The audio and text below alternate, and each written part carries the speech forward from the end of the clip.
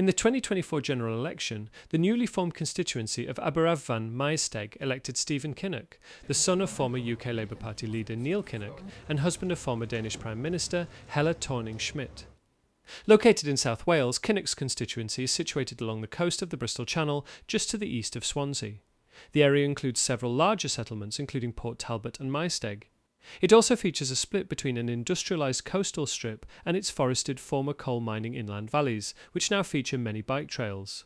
2021 census data suggests that about 10% of the constituency speak Welsh, and that there's been a slight decline in Welsh speakers since the last census in 2011. This level is lower than the average in Wales, but consistent with the country's industrialised valleys and border regions with England. This is a legacy of 19th century industrialisation, including the migration of English and other non-Welsh speaking workers.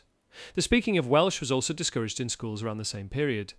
Today, the local economy remains defined by heavy industry and its impact, including the Tata Port Talbot Steelworks, the UK's largest steelworks. According to the 2021 UK census, Port Talbot and the areas around had one of the heaviest concentrations of people engaged in the manufacture of basic metals in England and Wales. In some areas, this is around 8% of the total workforce. As a result, a major recent change for the constituency was the closure of the work's last coal-powered blast furnace in 2024, one of the last remaining such steel-producing facilities in the UK. Over 2,000 workers had left their jobs at the Tata Steelworks by mid-2025. Around 4,000 people worked at the plant before the furnace's closure, according to Welsh Parliament research. Around £80 million in UK government funding has been provided to deal with the impact of the closure.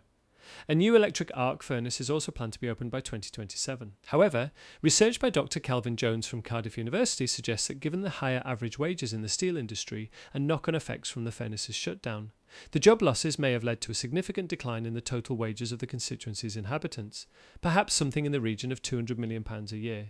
In addition to steelmaking, the area is also known as producing several internationally recognised actors, including Sir Anthony Hopkins, Richard Burton and Michael Sheen. Sheen also returned to Port Talbot in 2011, performing in a retelling of The Passion, and has since become more involved in local activism. Aberafan Maesteg was created following the implementation of the extensive 2023 boundary review, and the constituency was first contested in 2024. About 80% of the population of the former Aberafan seat moved to the new constituency, and it expanded inland to the east to absorb the town of Maesteg and other nearby communities. It also pushed southeast along the M4 motorway to absorb several villages while bringing in a number of rural communities along the River Pelena. At the same time, several suburban and coastal communities on the western edge of the old constituency were moved out into the neighbouring constituency of Neath and Swansea East, as was the Bay campus of Swansea University. Aberafan had been represented by Stephen Kinnock since 2015, and he retained his place at Westminster by winning the newly reformulated seat in 2024. He secured just under half of the total vote share, achieving a comfortable majority over the runner-up, Mark Griffiths, a candidate from Reform UK who gained around 21% of the vote. Voter turnout was just under 50%. Born in 1970 in Tredegar, Wales, Stephen Kinnock is the son of two Labour Party politicians. His father is Neil Kinnock, who was the leader of Labour and the opposition from 1983 to 1992. After serving as an EU Commissioner, he joined the House of Lords. Stephen Kinnock's mother is Glenys Kinnock, who was a member of the European Parliament for 15 years, and in the House of Lords was a minister in Prime Minister Gordon Brown's government. It's therefore not too surprising to learn that Stephen Kinnock joined the Labour Party at the age of 15. Kinnock was educated at a comprehensive school in London before studying modern languages at Cambridge University. In fact, Kinnock has said he can speak 5 languages, though this does not include Welsh. After Cambridge, he gained a master's degree at the College of Europe in Bruges. Before entering Westminster, Kinnock worked for about 12 years at the British Council, initially in Brussels, Belgium, and later as a director in St. Petersburg, Russia, and Sierra Leone. He subsequently served as a director at the World Economic Forum in Geneva, acting as the head of Europe and Central Asia, and worked as a managing director at Zintayo, a UK business consultancy. Kinnock met his wife, Helle Thorning-Schmidt, while studying in Belgium, and she went on to be the Prime Minister of Denmark between 2011 and 2015 for the Social Democrats. This made Kinnock the spouse of a serving foreign head of government during his early political career in the UK. She has subsequently held positions such as the CEO of Save the Children and as a member of Facebook's oversight board.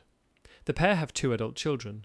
Outside of politics, Kinnock says he's a keen sports fan and runner. For instance, he's participated in the Richard Burton 10k run held in his constituency every year since 2014. in line with his constituency.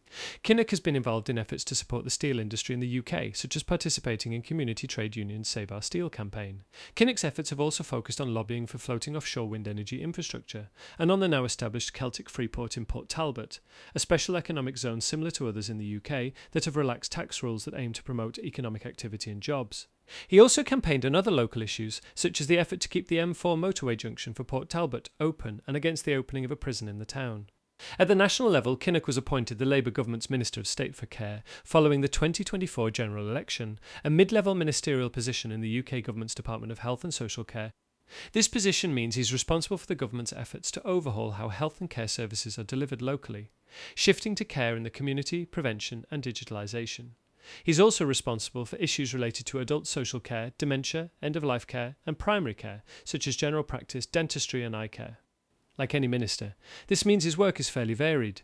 But to provide an example, while holding his position, he announced the government's cancellation of the Adult Social Care Training and Development Fund in 2024, which was originally intended to train 37,000 workers. This measure and others from the Labour government faced pushback from Care England, the Home Care Association and the National Care Forum.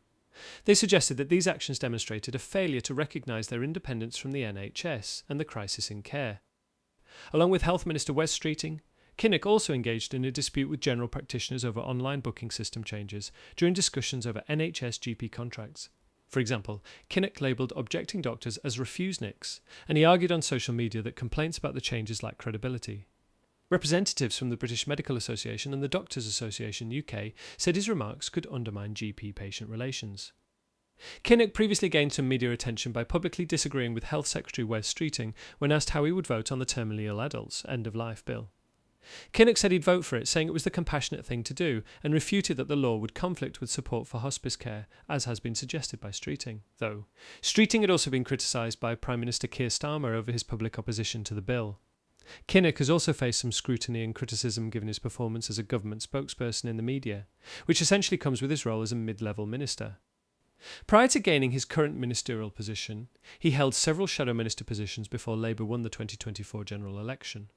These included those for Foreign and Commonwealth Affairs, Defence and Immigration. Since entering Parliament, he's served on numerous committees, with the latest being for the Mental Health Bill. According to their Work for You, Kinnock has voted in line with his party 98% of the time in the year up to March 2026. However, Kinnock has not always followed the party line. Earlier in his Westminster career, he criticised Jeremy Corbyn's leadership of the Labour Party. For example, he resigned from his position as a parliamentary private secretary in response to Corbyn's role during the Brexit referendum campaign, saying Corbyn was no longer able to lead the party. He was also followed, along with 3 other Labour MP critics of Corbyn, for a BBC documentary during the 2017 general election. And so that's it for this time. Thank you for watching this episode, and if you're interested in these sorts of things, please consider subscribing.